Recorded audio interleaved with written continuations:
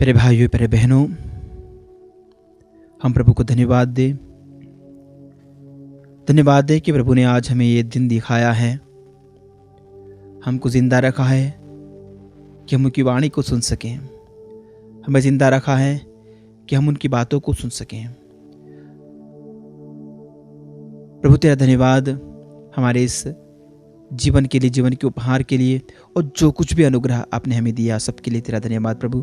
और आज इस समय हमारे हृदयों को तैयार करिए कि हम तेरी वाणी को, तेरे वचनों को योग्य रीति से सुन सकें, अमल कर सकें, आत्मसात कर सकें। आज हम मनन चिंतन करेंगे संत मत्ती का सुसमाचार अध्याय 24 वचन 42 से लेकर 51 तक। इसलिए जागते रहो, क्योंकि तुम नहीं जानते कि तुम्हारे प्रभु किस दिन आएंगे। या अच्छी तरह समझ लो, यदि घर के स्वामी को मालूम होता कि चोर रात के किस पहर आएगा, तो वह जागता रहता और अपने घर में सेंध नहीं लगने देता। इसलिए तुम लोग भी तैयार रहो, क्योंकि जिस घड़ी तुम उसके आने की नहीं सोचते, उसी घड़ी मानव पुत्र आएगा। ऐसा कौन ईमानदार और बुद्धिमान सेवक है जिसे उसके स्वामी ने अपने नौकर चाकरों पर नियुक्त किया है, ताकि वह समय पर उन्हें रसद बांटा करे। धन्य है वह सेवक जिसका स्वामी आने पर उसे ऐसा करता हुआ पाएगा। मैं तुम लोगों से यह कहता हूं, वह उसे अपनी सारी संपत्ति पर नियुक्त करेगा। परंतु यदि वह बेईमान सेवक अपने मन में कहे, मेरा स्वामी आने में देर करता है, और वह दूसरे नौकरों को पीटने और शराबियों के साथ खाने पीने लगे, तो उस सेवक का स्वामी ऐसे दिन आएगा जब वह उसकी प्रतीक्षा नहीं कर रहा होगा, और ऐसी घड़ी जिसे वह नहीं जान पाएगा। तब वह स्वामी उसे कोड़े लगवाएगा और ढोंगियों का दंड देगा। वहां वे लोग रोएंगे और दांत पीसते रहेंगे। प्रभु का पवित्र सुसमाचार। हे ख्रिस्त, तेरी स्तुति हो। प्रभु यीशु ख्रिस्त में प्यारे भाइयों, प्यारी बहनों, आज प्रभु हमें सजग रहने के लिए आह्वान करते हैं, जागते रहने के लिए आह्वान करते हैं। प्यारे विश्वासियों, हम सुसमाचार में पढ़ते हैं जब प्रभु यीशु अपने दुख भोग से पहले गेत्सेमनी बाग में जाते हैं, और वहां पर वे अपने शिष्यों को कहते हैं कि वे, संत मत्ती के सुसमाचार अध्याय 26 वचन 40 में हम पढ़ते हैं, तब वे अपने शिष्यों के पास आए और उन्हें सोया हुआ देखकर पेतरुस से बोले, क्या तुम लोग घंटे भर भी मेरे साथ नहीं जाग सके? जागते रहो और प्रार्थना करते रहो, जिससे तुम परीक्षा में न पड़ो। प्रभु कहते हैं हमें जागृत रहने के लिए और प्रार्थना करते रहने के लिए, ताकि हम परीक्षा में ना पड़ें।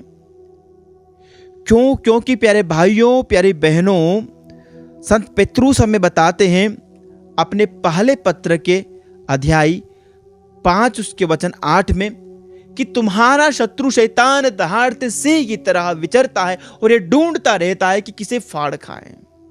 इसलिए तुम सावधान रहो, सजग रहो। प्रलोभन में पड़ने की गुंजाइश बहुत ज्यादा है।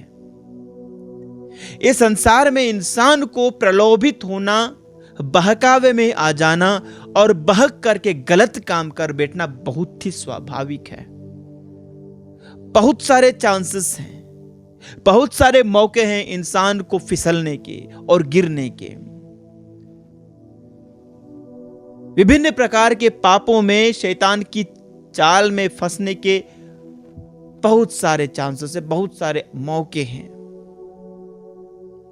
प्यारे भाइयों, प्यारी बहनों, आप लोगों ने रोड से होकर यात्रा करते समय जरूर देखा होगा, कहीं न कहीं लिखा हुआ, सावधानी हटी दुर्घटना घटी।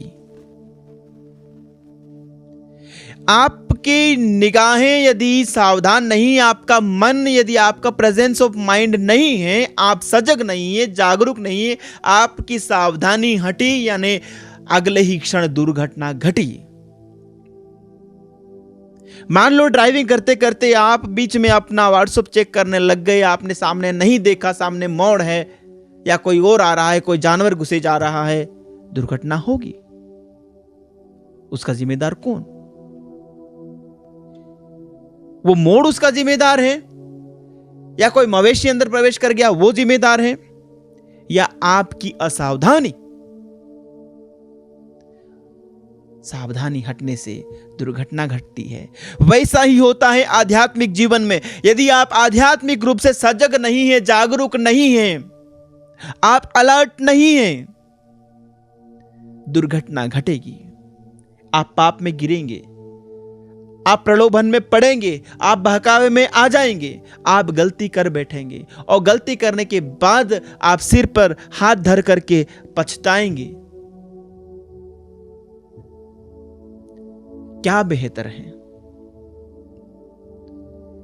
गलती करने के बाद सिर ठोकना या गलती ही नहीं करना? गलतियां तभी हमसे नहीं होगी जब हम सजग रहेंगे, जब हम अलर्ट रहेंगे, जब हम जागृत रहेंगे।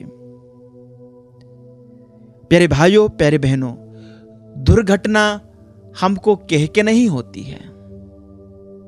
कोई भी ये नहीं चाहता कि किसी के साथ दुर्घटना घटे, लेकिन हो जाती है घटना। इसलिए इसको कहते हैं एक्सीडेंट। एक्सीडेंट प्री प्लान्ड नहीं होता, हम उसकी पहले से योजना नहीं बनाते, वो हो जाता है। इसलिए प्रभु कहते हैं, कोई भी ये नहीं जानता कि मानव पुत्र कब आएगा। मानव पुत्र कब आएगा? प्रभु कहते हैं, इसलिए तुम लोग भी तैयार रहो, क्योंकि जिस घड़ी तुम उसके आने की नहीं सोचते, उसी घड़ी मानव पुत्र आ जाएंगे।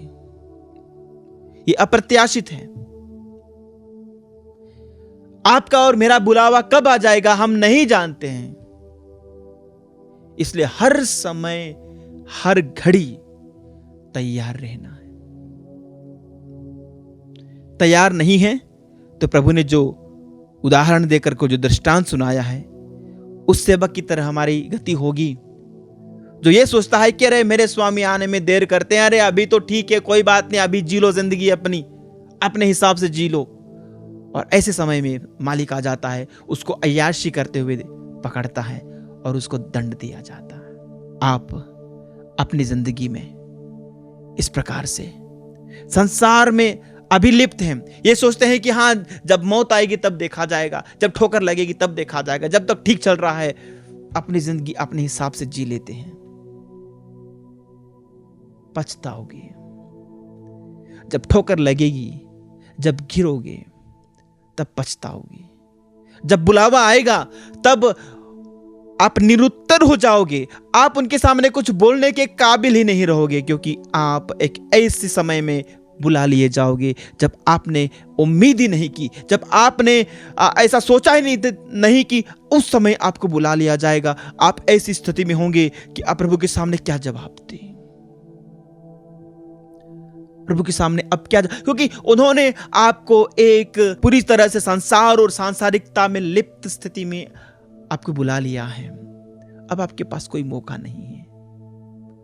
प्रभु कहते हैं, ऐसे लोगों को ढोंगियों का दंड दिया जाएगा, वहां वे लोग रोएंगे और दांत पीसते रहेंगे। फिर भाइयों, प्यारी बहनों, मैं उम्मीद करता हूं, मैं ये ख्वाहिश करता हूं और मैं दुआ करता हूं कि आपका और मेरा हाल ये ना हो। हमें प्रभु के वचन दिए गए हैं सजगता के लिए, हमें पवित्र वचन दिए गए हैं, प्रभु की ये वाणी दी गई है ताकि हम इसके ऊपर बार बार चलते रहें। हमेशा ये वचन हमें याद दिलाते रहें कि सही मार्ग क्या है। ये पवित्र बाइबल वो साइन बोर्ड है जो हमें दिखाता है कहां मुड़ना है, कहां रुकना है, कहां पर 60 की स्पीड, कहां पर 80, कहां पर 100। रोड पे जो साइन बोर्ड दिखते हैं, पवित्र बाइबल हमारे लिए ऐसा ही एक साधन है जो हमें, यदि हम इसका पालन करेंगे तो हम दुर्घटना से बच जाएंगे, हम हमारी आत्मा के विनाश से बच जाएंगे। अन्यथा दुर्घटना घटेगी क्योंकि हम नियमों का पालन नहीं कर रहे हैं। प्यारे भाइयों, प्यारे बहनों, प्रभु से प्रार्थना करें, प्रभु अपने वचनों को हमारे हृदय में ऐसे बो दीजिए, हमारे हृदयों में, हमारे मन में ऐसे आप बिठा दीजिए कि जब जब गलती का कदम मैं उठाऊं, जब जब मैं प्रलोभित होऊं, तो मुझे बता तेरा वचन मुझे बताए कि ये सही नहीं है, ये गलत है, ये विनाश का मार्ग है, और मैं उस मार्ग से जाने से बचूं और उद्धार को प्राप्त करूं। आमीन।